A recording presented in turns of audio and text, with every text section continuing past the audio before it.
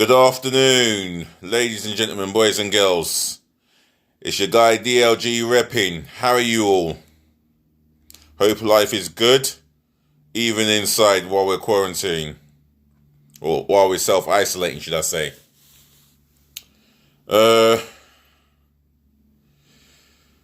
Well, God knows how many people are dead. Over 15,000 and a half. Surely. It's not nice to talk about. I mean, I can tell you from the last time that I did this video that my dad is in a hospital due to the COVID-19, but he's making slow progress. He's stable but still on the ventilator, so get well soon, pups. Look forward to hearing from you. Yeah, so that's out of the way. Let me start off by talking about Mauricio Pochettino. He still paid $8.5 million from Tottenham. This is Tottenham who furloughed their non-playing staff, which is despicable, disgraceful. The same Tottenham that want to tell Pochettino that he must take a pay cut. Well, first and foremost, you sacked him. Yeah? It's like, you sacked me and you still want me to pay, you still want me to take a pay cut. Are you crazy? Are you lot dumb? Seriously, I ain't paying a penny back. Whatever you pay me my full money. If I'm Pochettino, I'll want my full money paid. And then when the time comes where the contract comes to an end, then okay.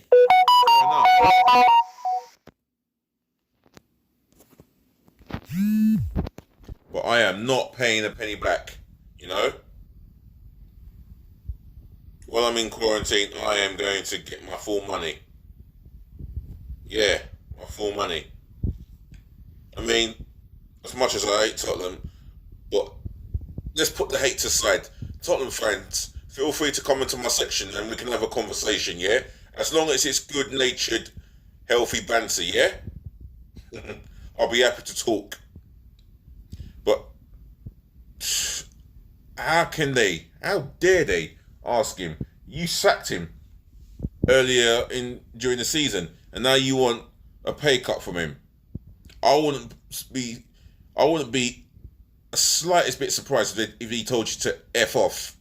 I would. Not that I'm trying to swear. I'm trying hard not to swear. Yeah. Just let me know how you feel about that. I mean, this man we're talking about got you into a Champions League final. Yeah? He improved you in the league. Yeah? He's the reason why you finished above Arsenal 3 times in a row. Yeah? Yeah, I'm an Arsenal fan and I'm saying it how it is. Because some don't like the truth. And the truth hurts. But the truth only hurts if you can't adhere to it. And that's a fact. And Pochettino will not take a pay cut. I don't believe he will. He'll be stupid enough to accept that. But I ain't buying it. Other than that, I'm doing this video again because all I needed is something to... I needed videos to appear on my screening. And there's no video on the list. So I had to do it all over again. Daniel Levy, hang your head in shame yet again, asking an ex-employee to pay you a pay cut. He's not doing it. He's not taking the pay cut. You just pay your non-playing staff. You and Tottenham just concentrate on paying your non-paying staff, and the same should be applied to Newcastle fans. Yes, you're happy that this takeover is imminent, but you have to understand that furloughing your non-playing staff is bang out of order. It's a disgrace. End off. I would like to speak on what Tony Bloom has said. Tony Bloom, for those of you that don't know who he is the owner of Brighton Football Club. Brighton Hove Albion Football Club, should I say. And he said that in his comment that there's no point in relegating the teams if they've not played 38 Premier League games. And he makes a good point. You know, I think he is with quite a lot of management and footballing people to have the season void and nullified, which means no one can get relegated or rewarded a trophy at the end of it if you avoid the whole football season, including the European domestic situations such as the Champions League and Europa League. Now, it's easier to say go back into the season playing it behind closed doors, but football without fans will show behind closed doors. Will it work? I have my serious doubts about this. I am very skeptical about this. If you void it, then if you void it now, at least you give your footballers up to 7-8 weeks of pre-season training, and that's what they're going to need to get up to scratch. Yes, it'll be a shame that Liverpool will not win the league. I would like to have seen them personally win the league, but it's not going to happen. And that's due to the fact that the coronavirus has played a huge part in all sports up and down the globe. Let's face it, it's not going to happen, you know? I mean, personally, I want to go to Germany for the first week of August. Will I be able to go to Germany? Well, I will be, but I'll have to extend it. And speaking of which, come tomorrow morning, I'm going to be speaking to my travel agent and see if I can get to go to Germany, because I can do a trip out of England for the first time in 20 years.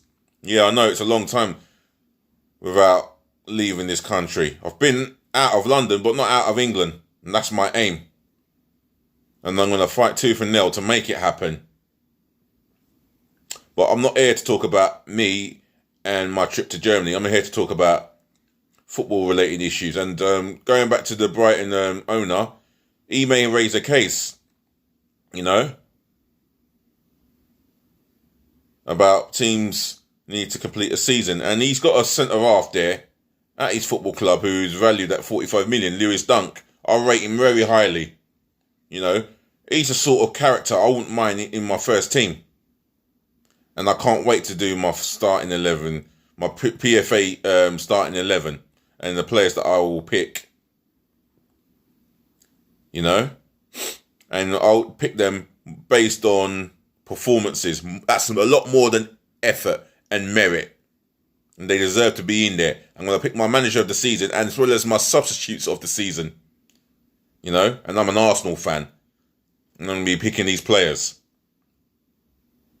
I'm an Arsenal fan, but I know when to be a realist because I am a realist.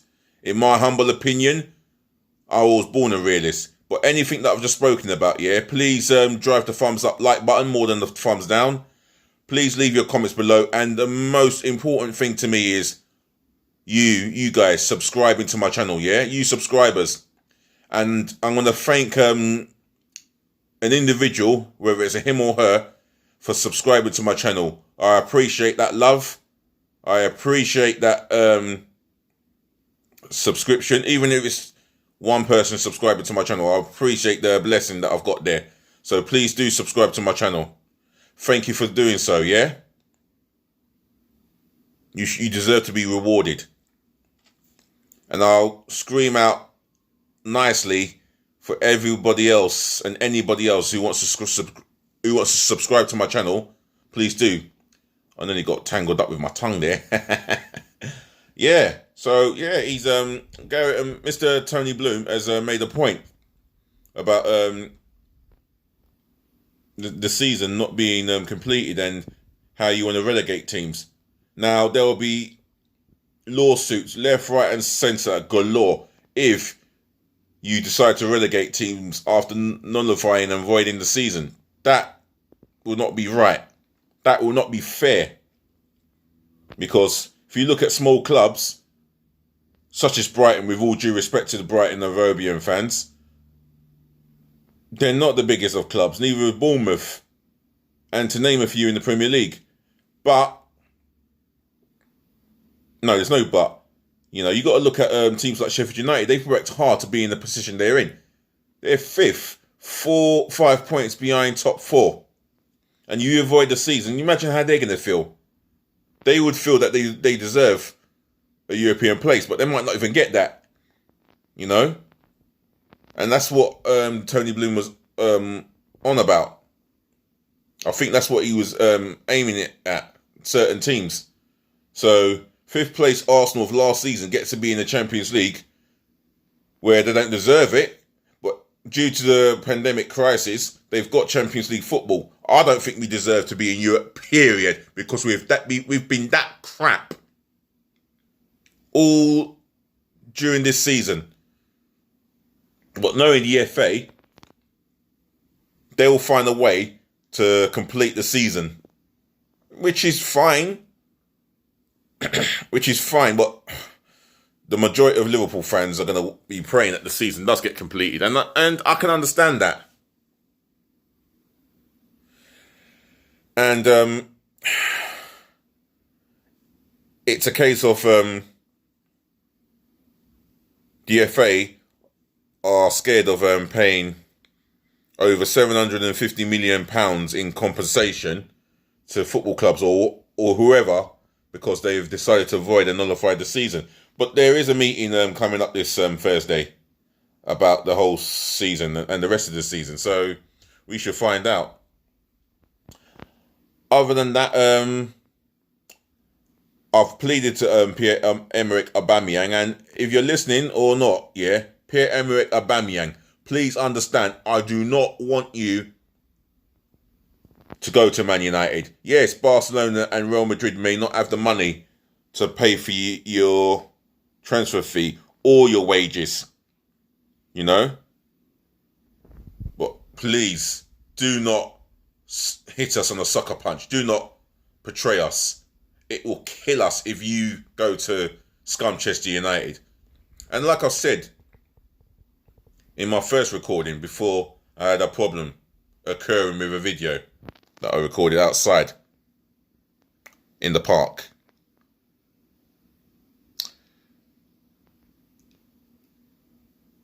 Bruno Fernandes has been exceptional. He deserves to win. He deserved to win February's Player of the Month award. Man United fans, is it February Player of the Month award that he won, or the March one? No, it was February. Feel free to come onto my comment section and comment, yeah?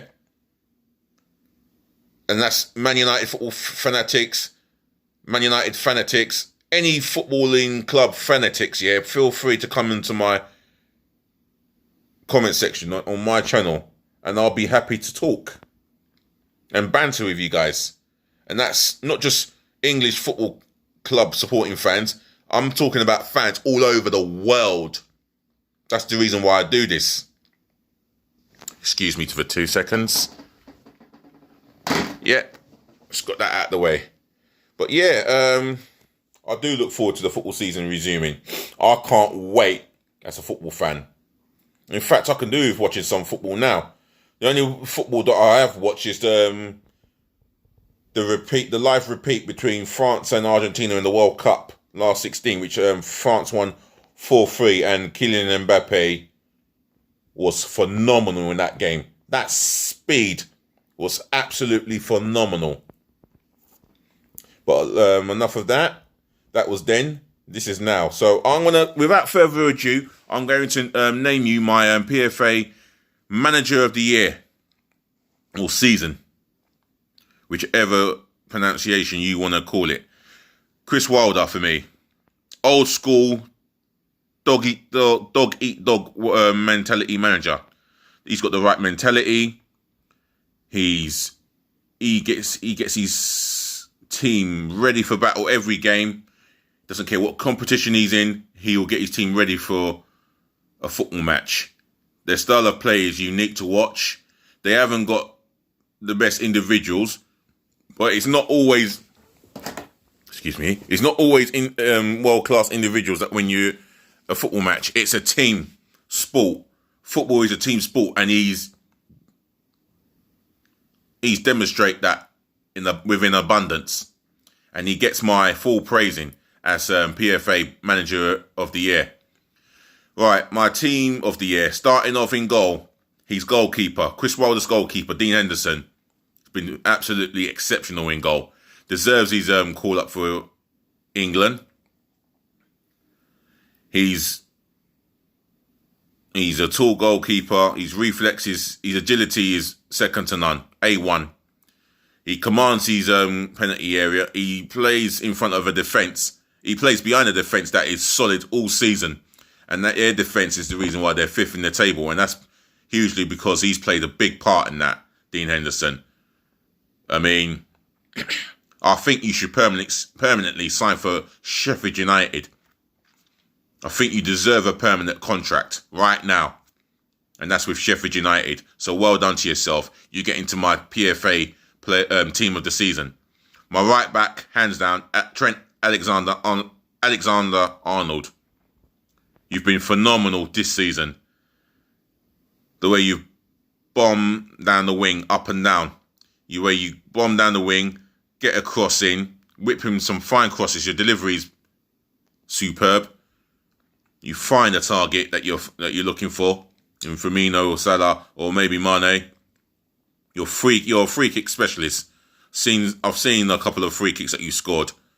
I saw your performance against Leicester away from home in that 4-0 win. You were fantastic. Your set pieces are superbly amazing. And overall, you get my praising. You're in at right back. At left back, it would have been a bias or controversial issue if I'd gone with Saka. And I like Saka. He's done well as an emergency left back for me. But I'm going to go with Robertson. He is a born left back. One of the best in the league. Maybe the best left back in the league for me. Guys, when I've finished picking my 11 and done my explanation, yeah, definitely feel free to come into my comment section. But yeah, he's got a good left foot. Whips in wicked crosses on the left. He's quick. Defensively, he's done all right. Better than what most people might criticise him for. But overall, yeah, he's in my starting 11. Centre-half pairing. I'm going to go with Virgil van Dijk and Sionku. First, VVD. What more can I say about him? He's quick. Great turn of speed on the recovery, tackle or challenge. Great in the air. Great in the air in terms of set pieces and defensively. He's great in the air. He reads the game better than any centre half in the Premier League, and he is a vocal lad. Very vocal in the back four. So he gets my captain armband from me. So he's definitely in the first team. Sionku, he takes no prisoners. I mean, he reads the game well. He's got a fair amount of pace, and he's deadly in the air, especially at set pieces. From an offensive point of view, and from a defensive point of view, he is solid in the air. My midfield three, and I say three because this is a 4-3-3 for those of you that are asking yourselves what formation is DLG playing, and it's a 4-3-3. My defensive midfielder, Wilfred Ndidi. I mean, it's easy to go for the Fabinho, the Kante, or Rodri. But Wilfred Ndidi, since last season to this season, he's been consistently solid. You know, solid in the tackle, gets the ball at his feet. He's tidy with the ball. He'll pass it to a player who's more superior than him from an offensive point of view. He reads the game well. He knows what position to cover. He knows the spaces that that needs covering, and he's attention to detail when it comes to reading the game. When it comes to positioning, so Wilfred Ndidi, my defensive midfielder. My 2 in front of him, well, Kevin De Bruyne. He's ideal number 10. He's idea. The painting he has in his head is second to none, and he knows where to find you. I mean, that's an Arsenal fan. That's more than what I can ever say about Mesut Ozil. All right, maybe not his first season, but that's more than what I can say about Mesut Ozil in the last 5 years. But I'm picking De Bruyne because he's been exceptional to Man City's title successes in the last 2 seasons. Great right foot, great free kick specialist like Alexander Trent-Arnold, and definitely the best in the world in his position, hands down. Right now, he's the best in the world, world class in abundance. Now, midfield, I'll tell you what. The other guy in the midfield is someone with legs who covers a lot of ground. Jordan Henderson. He is Liverpool's club captain, and deservedly so. He is not the best on the ball as such. Not technically as gifted as De Bruyne or Bernardo Silva or maybe other attacking midfield players in the Premier League. But what he'll give you is work rate in abundance. He is a competitive midfield player. And he can play as a defensive midfield player for me. But he is the legs around the midfield. And then Didi is like the DM that sits in front of the centre-half pairing of Van Dijk and Chionchu. So, yeah, Jordan Henderson deserves praising. And even on the ball, he's improved with his forward passing, forward thinking as well. So, yeah, Jordan Henderson on one side and De Bruyne on the other side. Right, my front 3. Mane on left wing forward. Pace, direct, can beat a man, whipping a dangerous looking cross. Goals in abundance. He'll get you 15 to 20 goals a season. That's obvious for me. And he deserves to win African Player of the Year as well. He deserves that title. If he's not won it yet, then he deserves it now or next year. On the right-hand side, this is difficult. I need to go through someone with technique and a picture in his head to cross a ball and to beat a man. And for me, if he tracks back, if he can track back, if he can track back, he can, and I know he can. Ahmed Traore. It might sound controversial, but Wolves fan, any football fan, get in touch with me, please. Let's have this conversation. Yeah, leave your comments below. But Ahmed Traore, yeah, he deserves to get into my team.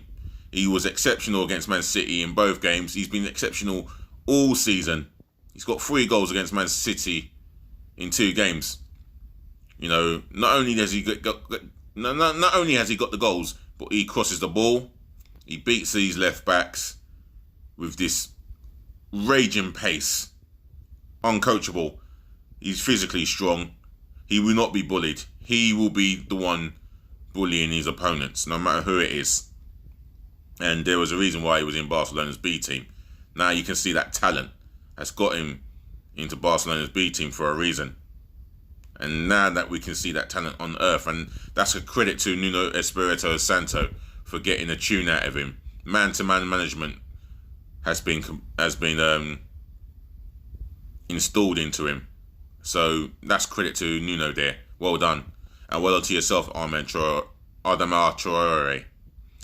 My striker up front, this might be out of a biased opinion. I thought long and hard about this, but Pierre-Emerick Aubameyang. For me, he's the fastest Arsenal striker to get 50 Premier League goals. And that's even quicker than Henry. Unlike Henry, he scored on his debut. You know? But Henry is always going to be our greatest Arsenal striker ever to play for the club and ever to play in the Premier League. Let's face it. Then if you want to have that argument, then we can have that argument. Just leave your comments below. As long as the argument's healthy and banterish, I'm happy to entertain. Otherwise, I would not entertain negativity, or I will have to block someone, and I don't want to do that. I hope it's fun for everybody. That's the reason why I do this, because it's my passion. It's my livelihood now. It's now my passion, now my livelihood, and it means a lot to me from here, the bottom of my heart. Right, I'm going to get onto the substitutes. Goalkeeper. You always got to have a goalkeeper insured. Leno. Again, this could be controversial or biased, but well, people talk about Arsenal and Aubameyang getting the goals for us, but Leno equally has made so many saves. Second amount of saves behind Martin Dubravka. But I'm going to go with Leno because he is worthy of a place on the bench. My defenders. Joe Gomez. He covers ground quickly. He reads the game. His reading of the game is improving a lot. And I feel that his performances has been outstanding this season, alongside Van Dijk. My other defender, who can I go for?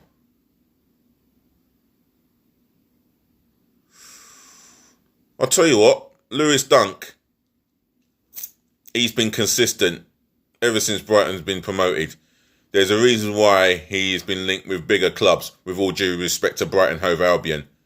And he's valued at 45 million, and rightfully so. Every penny he's worth. He's strong in the air. He's commanding. He's definitely the club captain for a reason. And I like the look of him, as a centre-half. His game is similar to Tony Adams, which reminds me so much of Tony Adams, how similar he is, because his reading of the game is second to none. He might not be the quickest, but he's quick in the mind. That's why his reading of the game is outstanding. Lewis Dunk on the bench. Midfielders. Jack Grealish. Yeah. From attacking midfielders, Jack Grealish. He's definitely ideal for me. Can play him as an attacking midfielder or as a number 10. I think he will do the job. And he's done the job for Villa. He's single-handedly carried Villa this season from midfield. In terms of his goals, his assists, and set pieces, he is the man that Villa and Villa fans always look to get him out of sticky situation, and they'll be looking to him to get him out of relegation. And he would love to get Villa out of relegation. He's a Villa boy and a Villa fan, I think. So Jack Grealish on an outstanding performance overall. You're on the bench. On my bench, who else can be on my bench? I'm going to look at a midfielder.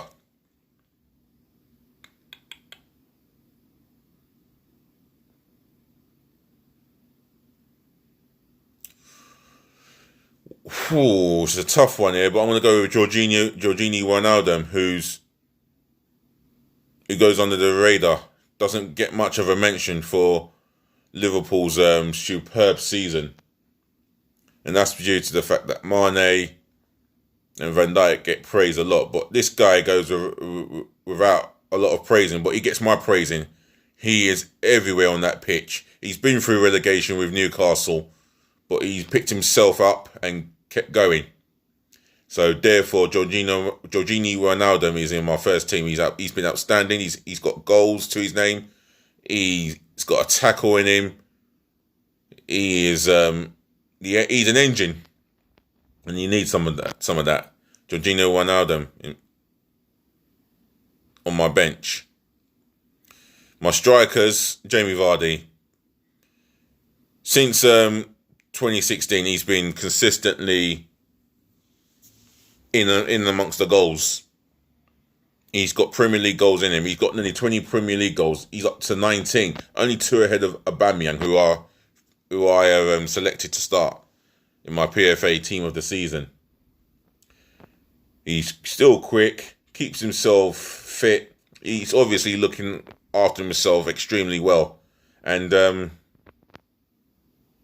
he's got a bundle of goals. So Jamie Vardy for me. My other attacker, this is going to sound quite controversial, but Diego Jota.